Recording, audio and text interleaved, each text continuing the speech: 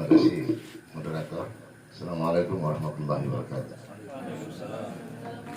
Kita bersalawat kepada Nabi dulu. Allahumma salli ala Sayyidina Muhammad wa ala ali Sayyidina Muhammad.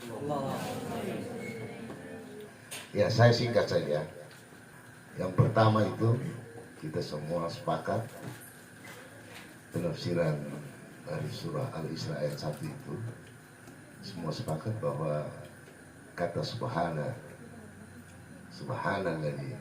kalau dikaitkan dengan peristiwa ini, maka Allah menggunakan kata subhana ini berarti sesuatu yang luar biasa.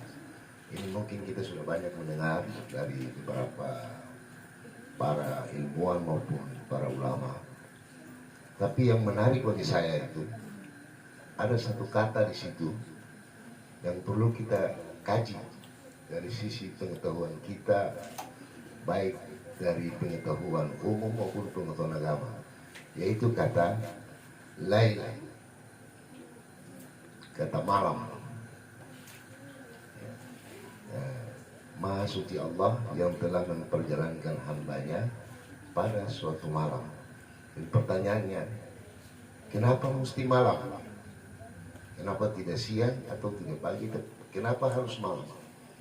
Karena apa yang Allah sentilkan di dalam Al-Quran itu, setiap kata itu punya makna, punya rahasia. Nah, nanti sebentar kita diskusikan itu, kenapa mesti malam. Kalau dalam beberapa hadis itu Rasulullah SAW selalu mengingatkan kita, itu salah satunya diantaranya itu kata Nabi, wa'alam anna syarafal mu'min qiyamul lail. Ketahuilah wahai umatku, kata Nabi itu, kemuliaan seorang yang beriman itu, seorang yang beriman atau seorang mukmin itu ketika dia sholat di tengah malam. Bahkan ada hadis lain itu Nabi sampaikan bahwa sholatlah kamu ketika manusia sedang tidur. Artinya malam ini. Jadi malam ini sebuah misteri. Jadi ini yang perlu, kenapa mesti malam yang Allah